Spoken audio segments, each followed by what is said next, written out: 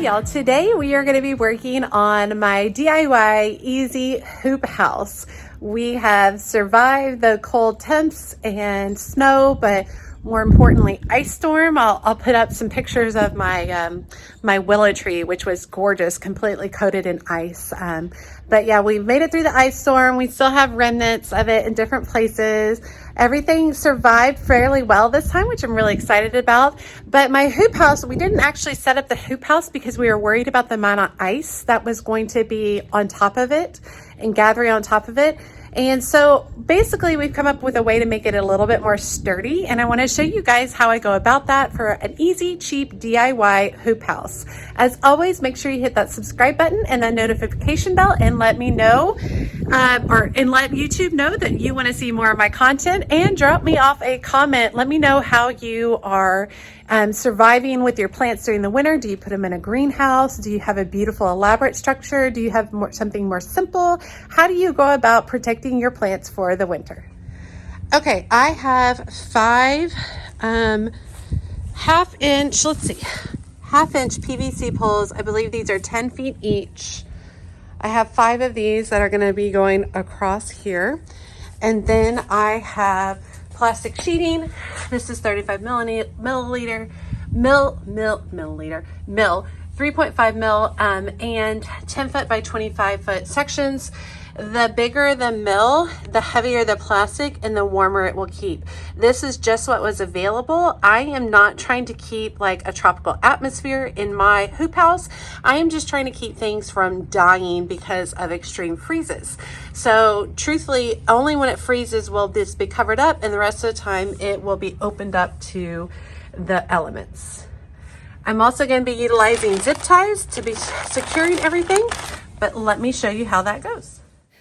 Okay, so this is my husband and I setting up the hoop house for the very first time. So this was maybe 6 to 8 weeks ago. We just started by bending the PVC pipe into the existing raised gardens, and we thought, oh, that'll work. That'll be pretty steady.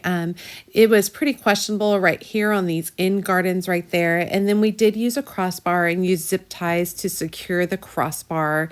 And then once we were done with that, we came through and secured the plastic over the top of it. Now, this whole structure ended up basically falling over when we had some windstorms, which obviously makes perfect sense. I mean, these weren't really secured in place. They were just kind of shoved down into the dirt in the raised garden. So it made sense that, you know, it lasted maybe 3 or 4 weeks, but once we got some really good winds coming through, it all blew over. So we knew that we needed to come up with a different solution.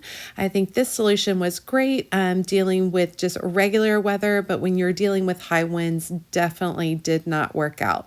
You can see me securing the ends with zip ties to start out with.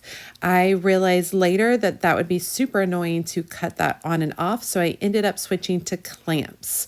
So what I did for the second round is I ended up taking these tomato stakes and I ended up bending them into several, breaking them up into several pieces. And then I utilized these pieces by pushing them deep into the ground and then threading the PVC pipe over the top of them. I thought that that would add a whole nother level of stability instead of just sticking the PVC pipe into the loose soil in the raised gardens. And it definitely worked better. I was able to push these in. I did end up going back with a rubber mallet to get them in just a little bit deeper. And then the PVC pipe just slid right over the top. Once I was done with that, I went back and secured it with a crossbar and covered it with plastic, and it worked fantastic.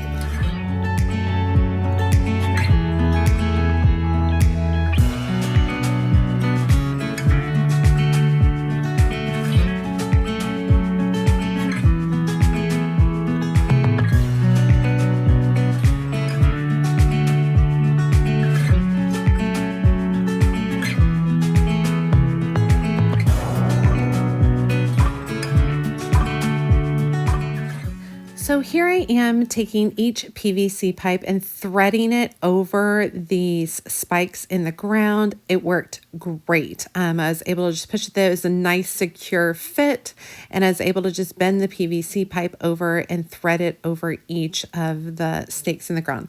I like this a lot better than the way I had it before. It was far more secure.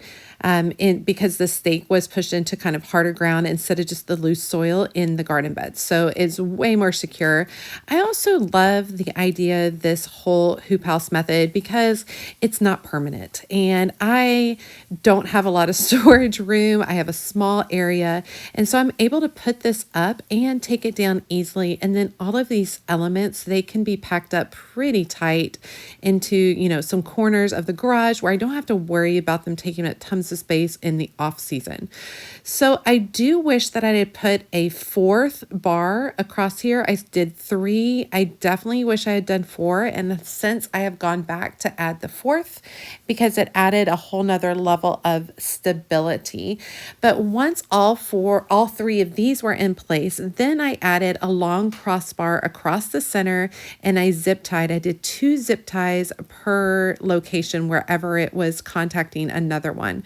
I did them in a crisscross to kind of hold it in place and keep it from going, side to side or anything along those lines. I found the zip ties super easier than like wire or something like that, just because it's easier for me to trim them at a later date, pull them off. They don't rust, they don't tear at the plastic. So they really worked all, across all different measures for that. So I really thought that that was an easy to do method as opposed to, I've seen some people drilling holes and stuff, and I just think that's a little bit much for what I want to do with this semi-permanent structure.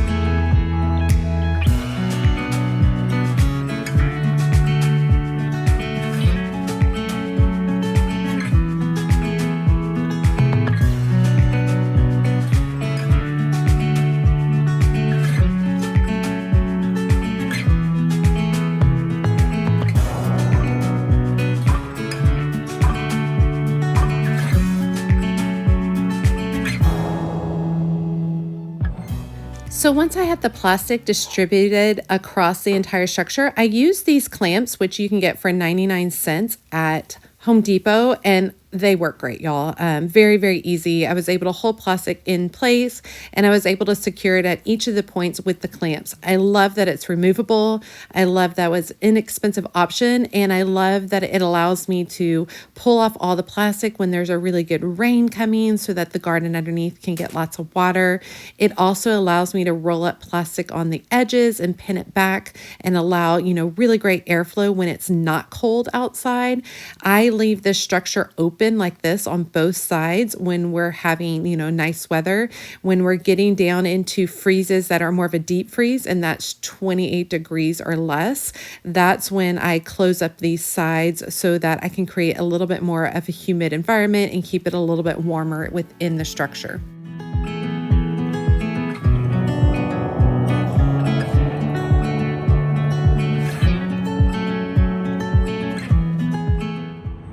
Okay, let's take a minute to talk about what I've learned and what I did differently on this second time around with the DIY hoop house. As you guys know, I'm totally cool with showing my failures and totally understand that I'm going to be adapting over time as I learn more about gardening. But let me show you what I did. Okay, last time we just stuck the PVC pipe directly into the containers. This time we've gone through and we've utilized some tomato stakes that fit into the PVC pipe, and we put those into the ground and then slid the PVC pipe over the top. And we did that on every single one all the way across. Then we also went through and used zip ties to secure the crossbar all the way across. And then for the plastic, instead of zip tying the plastic, we used all these clamps. They're 99 cents. at Home Depot. They'll get rusted, but it's not the end of the world. We use the clamps on every single area and to clamp up the edges so that at the end of the season, it's all very easy to take care of and take down. And it's also to close everything up, which would be great. Just depending on if we're gonna have a lot of rain and I want this to get a lot of water, then I can take all the plastic off very easily, allow the rain to come through, and then I can add the plastic back on. And then, you know, whenever we're gonna have really cold weather, I can basically unroll this front part and then gather it right here in the center with the 2 clamps that are on the side. So yeah, I mean, it's not pretty, y'all, but it does the job. And more importantly, it's not permanent. I have too small of a space to have a permanent thing. So I can take this down at any point in time, put this all the way very easily. It's very easy to store all these PVC pipes and these clamps and even the plastic. So I'm very happy with what I have ended up with for the price tag. Okay, I hope you guys enjoyed today's video on my simple DIY hoop house. I hope it gave you a little bit of inspiration in case you're wanting to develop something that works good for your space. And I hope this gives you a little bit of inspiration that if you don't have a lot of money, you can still accomplish something. Might not be as pretty, but you can still accomplish something that gives you a jump on spring blooms. As always, she's a mad gardener or decorator or anything else that she wants to be. Thanks, y'all.